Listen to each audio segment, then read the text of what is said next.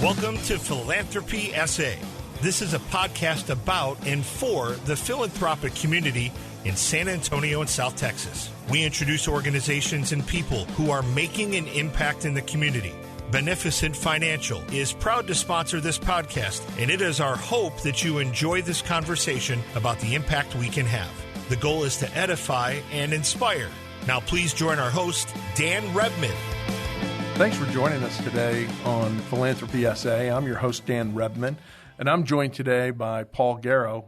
You know what? It just occurred to me. Is it Garro, Garro? Well, my grandmother would say Garro because she was from Carlentini, Sicily. There you go. But most everybody knows me as Garro. Okay. Yes. So joined by Paul, and very pleased to have you here.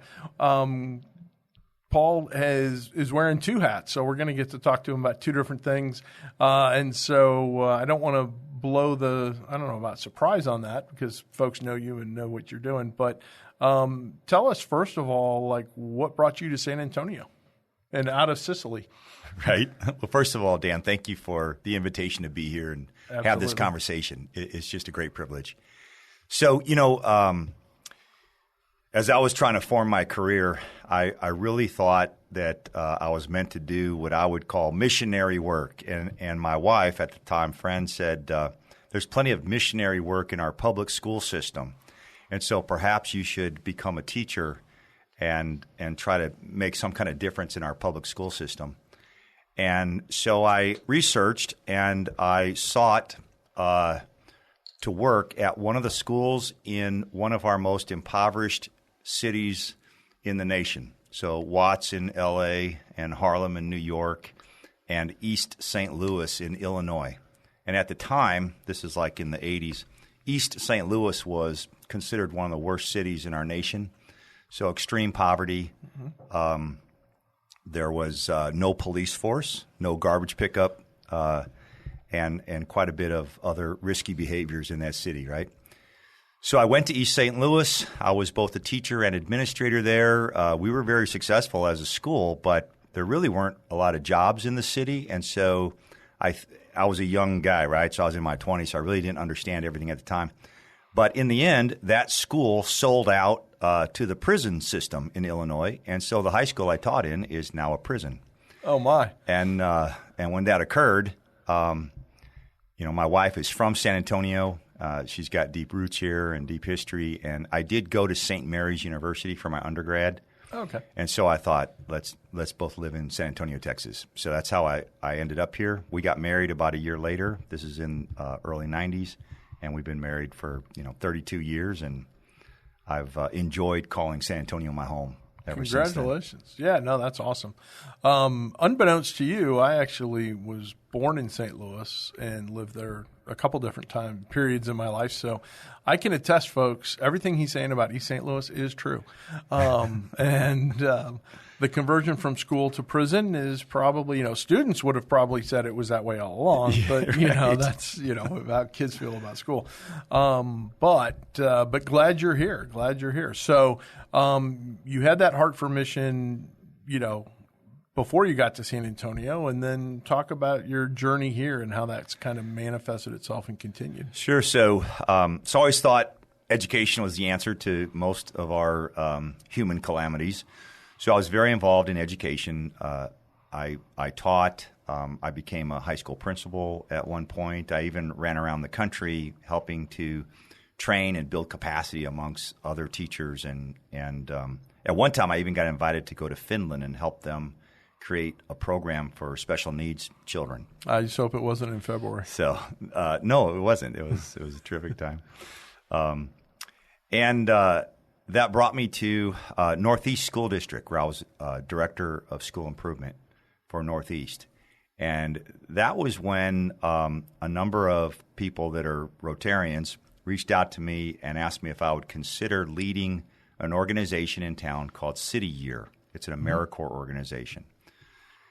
And it was really not in my wheelhouse because I thought I was going to be in a school system, my whole life. I loved it. I loved what I was doing. And so people like Rick Cavender was on the board, and Gogi Dixon, who has been just a terrific person in my life, they convinced me to apply for the job. I remember when they asked me, have you ever raised money before? And one of my probably not so witty answers, I said, have you ever tried to teach English to students in East St. Louis? And I tried to sell that every day. And so I think I could perhaps sell the compelling mission of City Year and a few other things, hopefully rounded out that answer. But I ended up getting the job, and that kind of changed the trajectory of my career from there, from City Year. And that was like maybe, nearly 20 years ago. Yeah. That's amazing. And we've had Jim Barshop from City Year on, as a guest on the podcast. So people who listen regularly will be familiar with City Year and the story, and it's an amazing, amazing thing. So, and apparently those Rotarians, in addition to getting you to do City Year, convinced you to join Rotary and do that as well, right? Right. So it was probably still a conversation with some of our board members that were also Rotarians.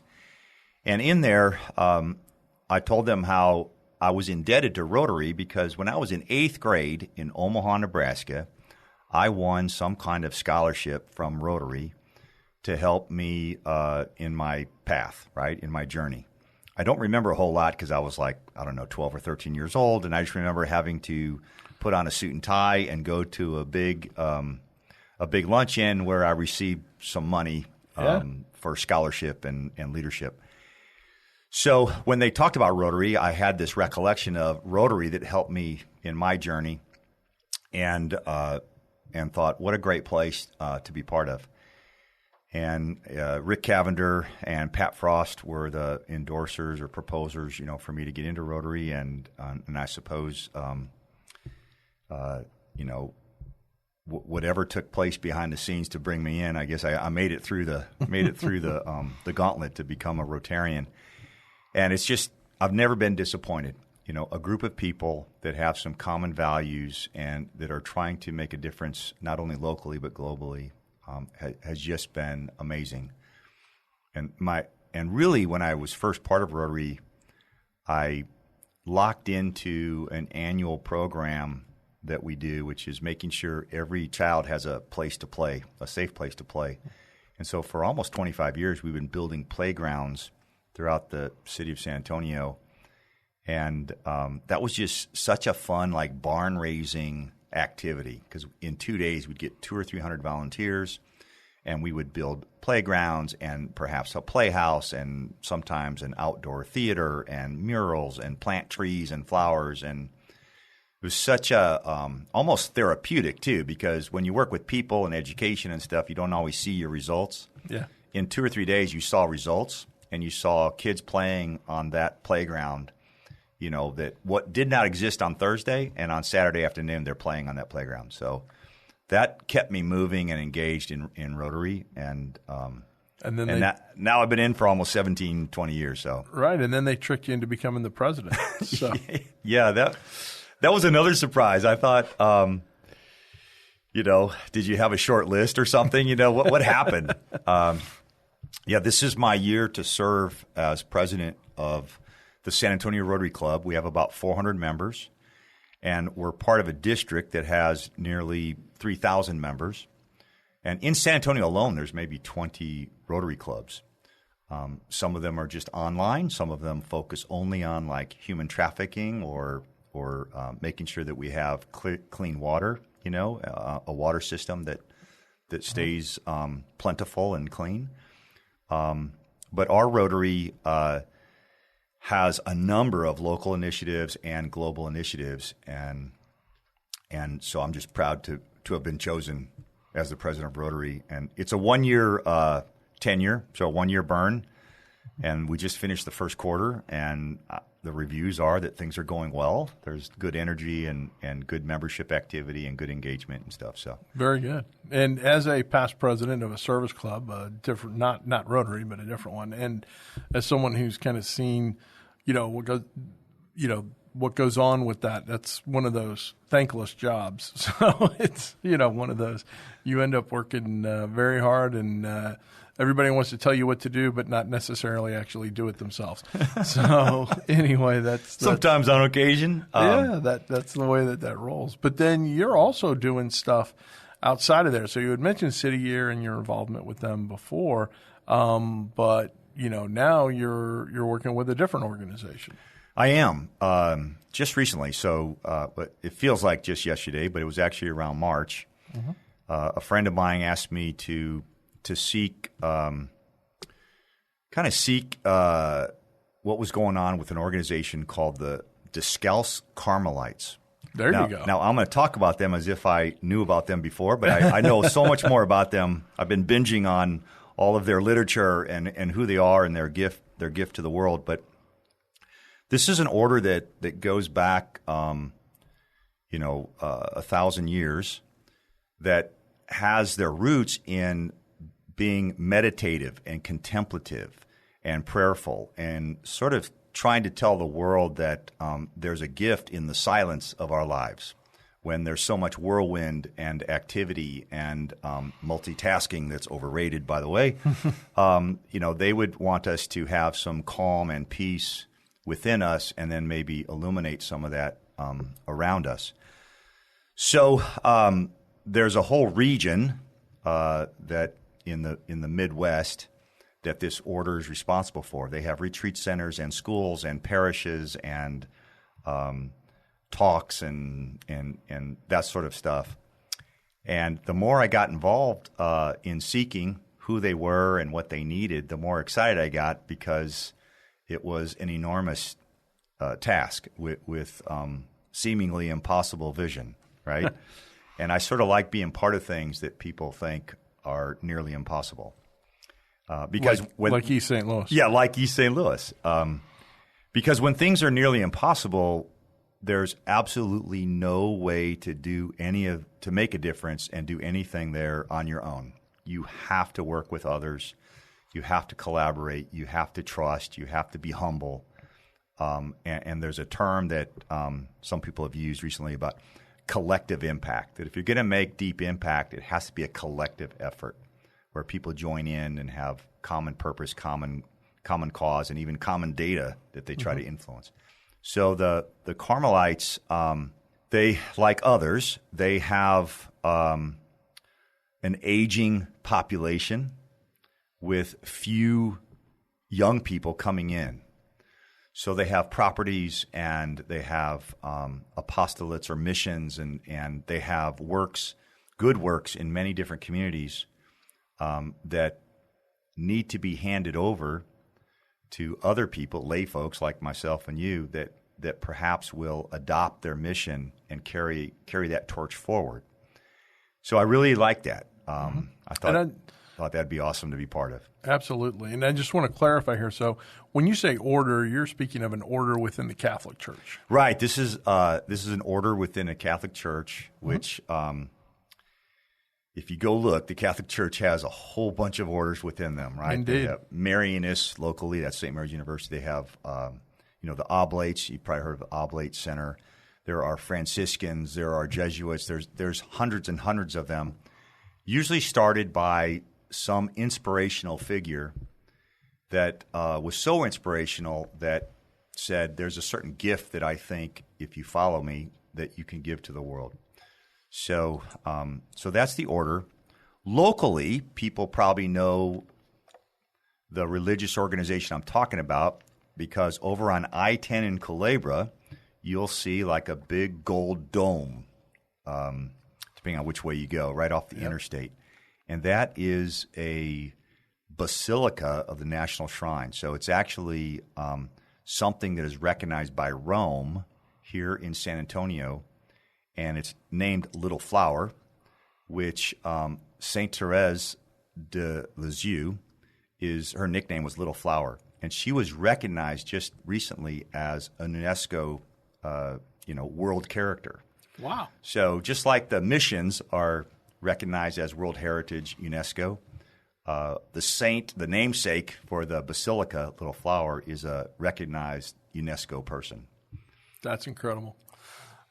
We are going to take a quick break right now to hear from our sponsor, and then we'll be right back with Paul to hear more about Rotary, and the Basilica.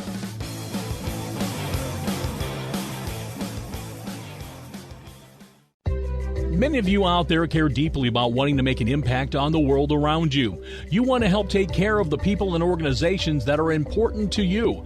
We understand that because we feel the same way. Beneficent Financial wants to help you. Our mission is to help people like you with professional, individualized financial advice achieve their objectives. Whether your financial legacy will stay within your family or benefit the community at large, we are able to help. Call Beneficent Financial today at 210-999-5511.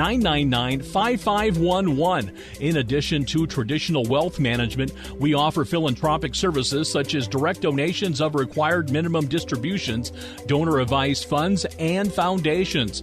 Call 210-999-5511 or go online to beneficentfinancial.net. Let us help you do well so you can do good. Securities offered through Momentum Independent Network, member SIPC/FINRA. Thanks for joining us. I'm Dan Rebmann. I'm the host of Philanthropy SA, and I'm joined by Paul Garro, who is simultaneously the president of the Rotary Club of San Antonio, as I was made clear to me, and is doing work with in order within the Catholic Church that has it's the Basilica of the Shrine of Little Flower. There right. We go. You'd think I'd know this. My aunt actually at one time was the curator at the National Shrine, Basilica of the Shrine of the Immaculate Conception. So I just always called it the Shrine. That's what I always heard her call it, so we just left it at that. But anyway, which is another beautiful property in D.C. Right. Along those same lines. So I think you all are involved right now in the middle of a refurbishment project, or you're trying to get things. We are. Because that was built like in the 20s, I think, right? It was. So it was during the Depression. So imagine, trying to raise money during the Depression, and the doors were opened in 1931. And it's a very unique architecture, very unique art within the Basilica. And so some people draw attention to that, as even a tourist attraction because of the unique art and architecture and historical, significance that it has. So over time, there hasn't been enough funding or attention to the Basilica, so we're trying to make sure that we bring it back to its glory and even improve some of the amenities that are part of the Basilica. So what do I mean by that? Back when it was first opened, you had like the Von Trapp family performed there. Helen Keller was there and helped promote, her message to the world. And since then, there has been a lot of other arts and culture events at the Basilica. Of course, there are spiritual formation and events there, and all of the things that are associated with a Catholic parish, right, in faith formation and thus. But we're trying to not only just renovate the building itself and the grounds, but partnering with the economic development entity Prosper West. So they have like a 15-mile footprint over on the west side, and they want to, make sure that business, home ownership, and the home, home stock is helped, education, arts, culture, all of that in that particular area. And we're in, like, say, one of those square miles of the 15 square mile. Gotcha. So we're partnered with them. And and just at the initial stages of trying to do something really special on a side of town that has experienced generational poverty and crime, 78201 sure. Has had some issues over the years and still today. And we want to perhaps one way to look at it is what has been done at Woodlawn Lake area, right? Mm-hmm. Has brought that area back to being a great asset to our community. And we think that this iconic building of the Basilica can be one of those magnets or attractive assets of San Antonio economically, educationally, spiritually, and even maybe some connectivity with some of the thoughts around the creek and nature and the trails and that sort of thing. So Sure.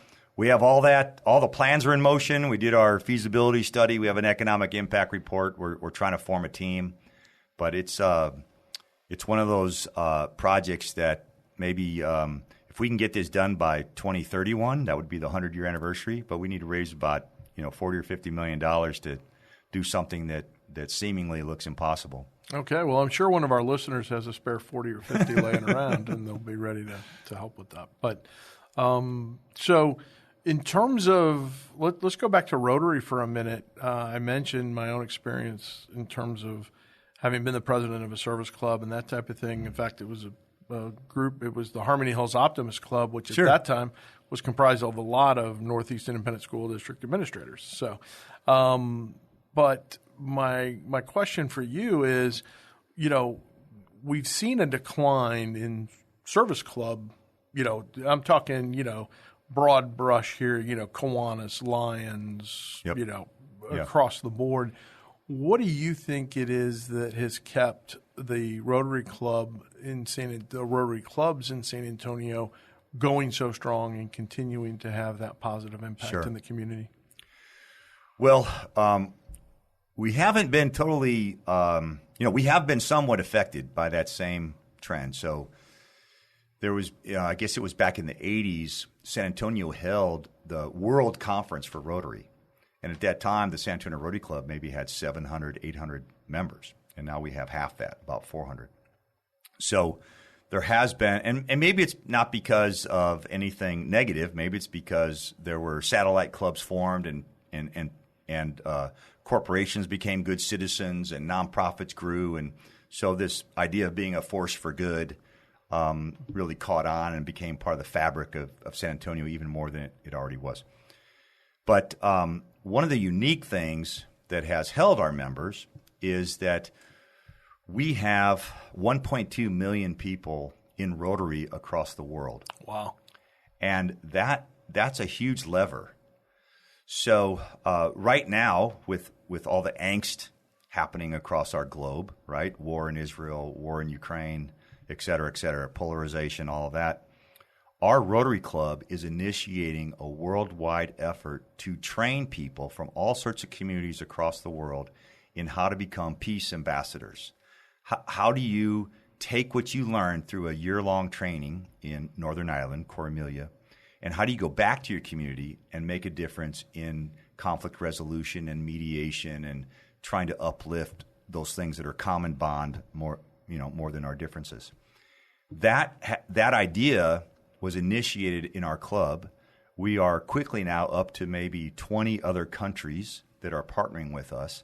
We already did some tangible things towards that end where our club raised money with some other clubs when the war in Ukraine broke out, and we were providing ambulances and incubators for children and some other things. And one of the members of our club saw that there was some obstacles in getting those supplies to where they were supposed to go. And because of his expertise and his background, he's in the military and did some things around supply chain and logistics and things. He and his wife actually flew over to Poland, and they held the hand of everyone along the way and made sure that the incubators and the ambulances got to where they were supposed to go. And along the way, they made sure that there were procedures and processes in place, and that whatever obstacles there were, they would try to mitigate any of the risk of all of these items getting to where they needed to go. When that person came back, he told his story, and we said, "This is Rotary, right? That we are people of action." So I that's one example. I could go on to like a dozen other examples where Rotarians don't just talk about solving a problem in our society. They rally their friends, and it could be a junior level person at a company. It could be the senior level person at a company.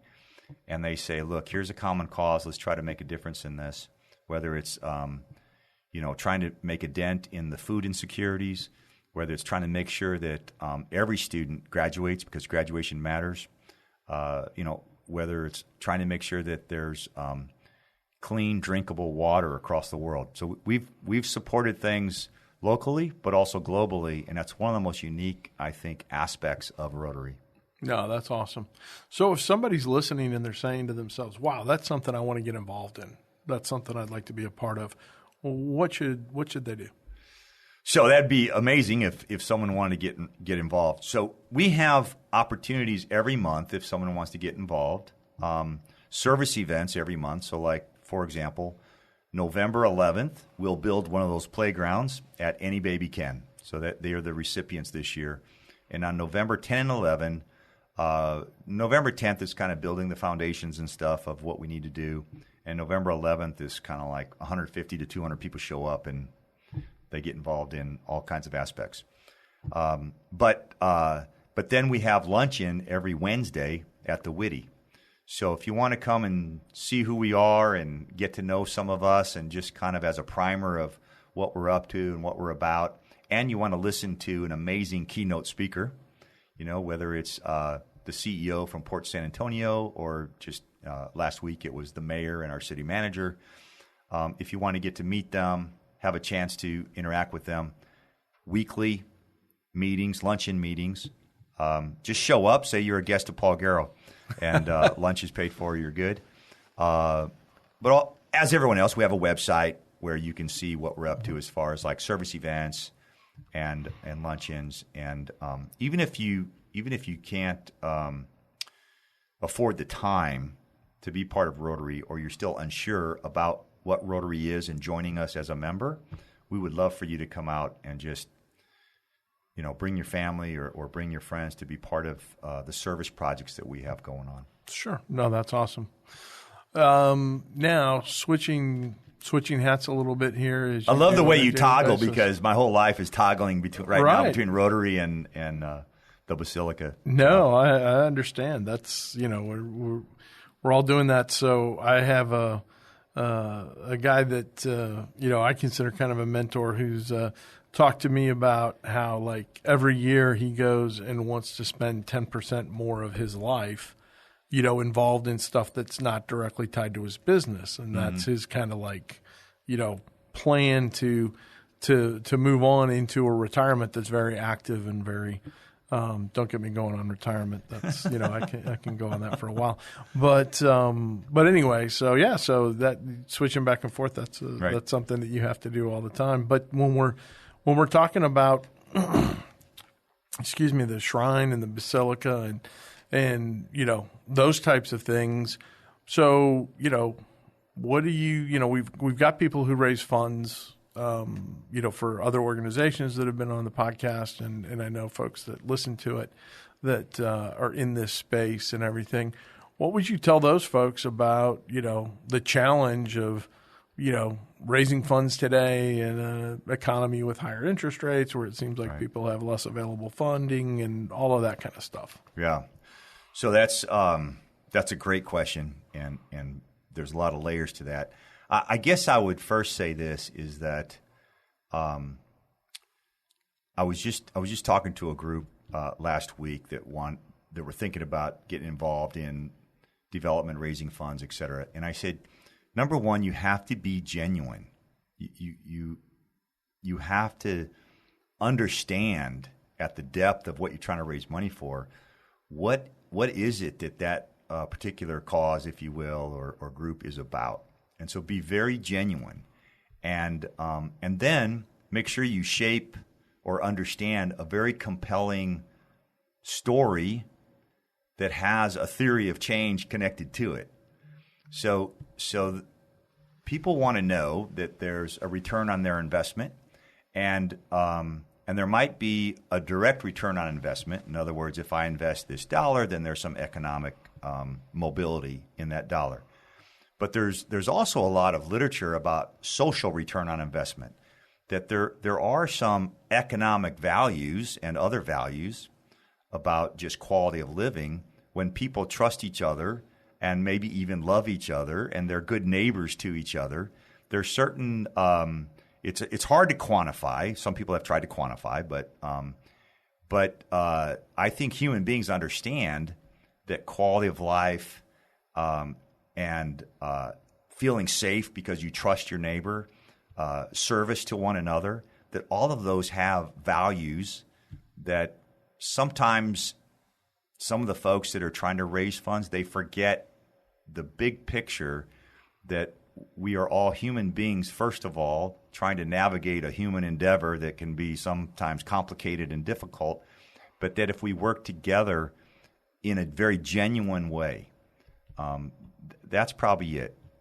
So that's sort of advice. What we do is just that with the Carmelite friars and the community that they're involved with.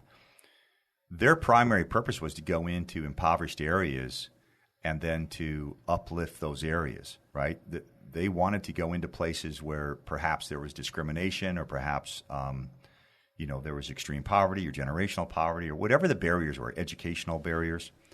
And I'll give you an example. When this order first came from Spain, they went down to Mexico, and it was during a time in Mexico where if you were part of a faith organization, there was like a huge effort to get rid of you, to kill you, like a genocide effort, right? So someone intervened, and some of the friars were in line to be killed, and someone intervened and said, "If I can get them on a train and get them out of here right away, So this is like early 1900s, 1920s.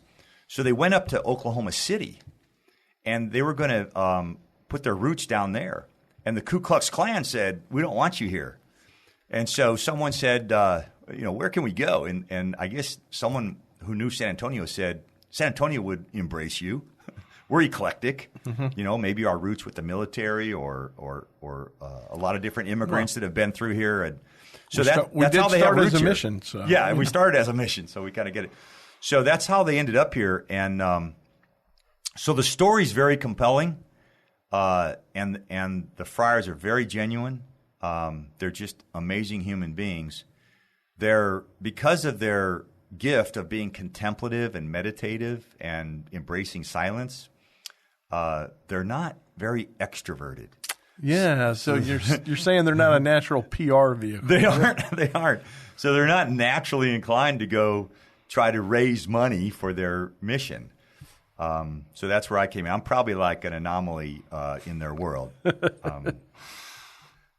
So anyway, it has been good. So I guess that's the advice, and then also what I'm involved in now is just I wouldn't have said yes to being part of this organization if I didn't see just a real genuine and meaningful purpose behind what they're doing.